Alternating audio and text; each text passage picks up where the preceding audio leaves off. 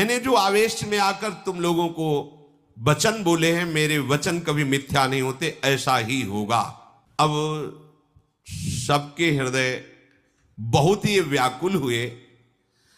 तब देववसु ने कहा, प्रभु जिसके कारण मैं ऊपर से नीचे जा रहा हूं, मृत्यु लोक में जाऊं, पर वो कारण मुझे न मिले। समझ गए होंगे, जिसके कारण अर्थात अब मेरा कभी जीवन में मृत्यु लोक में जाने पर ब्याह ना हो, मुझे संयोग प्राप्त ना हो। हाँ, ये तथास्तु, ऐसा ही। अब विचार किया कि मेरी मां कौन बन सकता है, वसुओं को गर्भ में धारण कर सके ऐसी कौन साधारण स्त्री थोड़ी हो सकती, मेरा पिता कौन बन सकता है। तब विचार किया कि अगर मेरी मां बनने की सामर्थ्य है तो भगवती गंगा जी में है। तो अष्टवसुओं ने गंगा जी का स्तवन किया, ध्यान किया, गंगा जी प्रकट हुई। उनका मां, हमें भगवान वशिष्ठ का शाप प्राप्त हुआ है कि जाओ तुम मृत्यु लोक में मनुष्य योनि को प्राप्त हो। कोई भी मनुष्य लोक की स्त्री इतनी सामर्थ्य नहीं रखती कि मुझ वसुओं को अपने गर्भ में रख सके।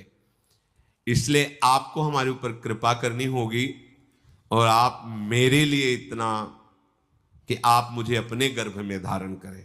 और मां, मुझे गर्भ में पहुंचाने वाला पिता भी कोई मनुष्य नहीं हो सकता। अब आप चयन करें मेरा पिता कौन होगा।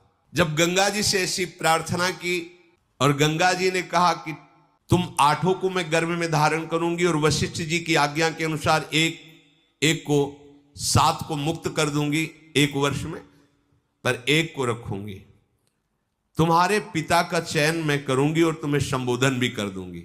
गंगा जी मुख्यतया ब्रह्मलोक में ही विराजमान, ब्रह्मा के कमंडल में, जो भगवान वामन का चरणोदक उन्हीं से। एक महाभिष नाम के प्रसिद्ध राजा इक्ष्वाक वंश में हुए थे। उन्होंने 1000 अश्वमेध, 100 अश्वमेध करने वाला यज्ञ, वो इंद्र पद का अधिकारी होता है।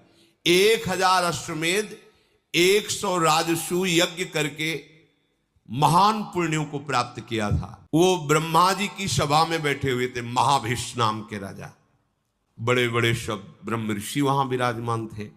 इसी समय भगवती गंगा जी पधारी उस सभा में और हृदय में बात थी, वसुओं को गर्भ में धारण करने वाले पिता का चयन। वायु भगवान को गंगा जी ने इशारा किया कि हमारी जो आंतरिक चिंतन वृत्ति उसके अनुसार व्यवस्था करो। तो वायुदेव ने गंगा जी का ऊपरी वस्त्र थोड़ा सा हटाया।